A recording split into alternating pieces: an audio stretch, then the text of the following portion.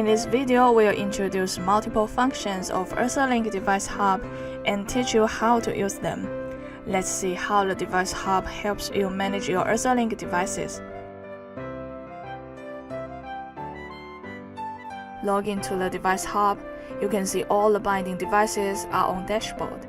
Information like online status with graphical chart, the recent alarms from each device, and device group is available. On the device part, you can check basic information of connected devices, such as device name and serial number. Now click location icon to check current location and historical trackings. Make sure you have enabled the GPS function on the device. It's quite convenient to access device from anywhere when the device doesn't have a public IP. Let's click the Earth button to set up a custom access duration. But don't forget to enable the remote access permission of HTTPS or SSH on the device first.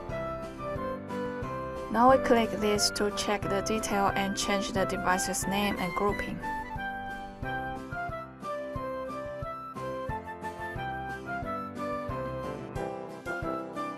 Also, you can click this to assign basic users to manage the device, or you can click the trash button to remove the device.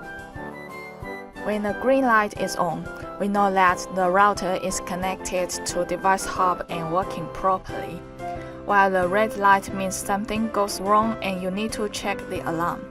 If the light turns gray, then the device is offline. If you wish to know how to add a device into DeviceHub, you can watch our previous video lesson 5. If you want to remove devices from your account, just select and click delete. That's easy, isn't it? You can upgrade the firmware of remote devices via DeviceHub.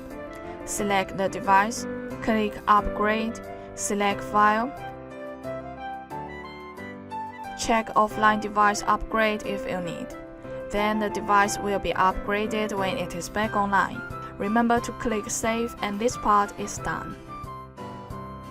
Moreover, the DeviceHub allows you to configure remote devices through provisioning. Let's select the device, click provisioning, and click obtain to get the current configuration of the device. Then you can modify the configuration on the right panel and deploy the configuration. At last, click apply to offline device if needed.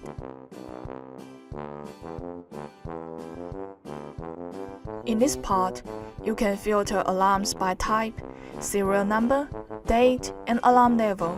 You can also remove the extra alarms by acknowledge.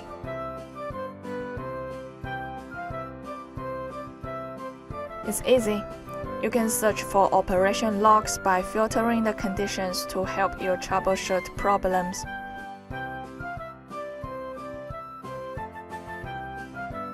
You can see your account info and set up email notification about alarms according to different roles.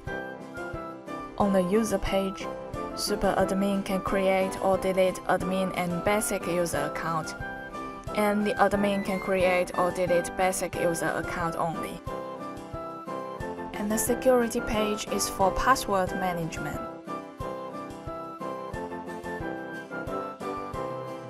The firmware upgrading and provisioning tasks are listed on the task page, and you can start the pending task or stop the one in progress in bulk as well. Thank you so much for watching. If you have any questions or suggestions, please contact us. See you next time.